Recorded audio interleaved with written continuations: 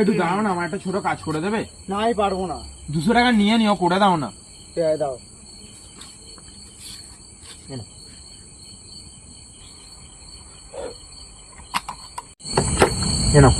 না না আমি নেবো না।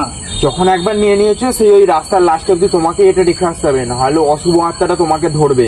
আচ্ছা ঠিক আছে। দাও ভাই দাও। তোমার নামটা কি বল? রাহুল।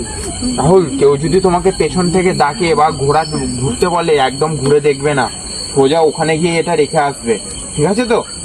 যাও।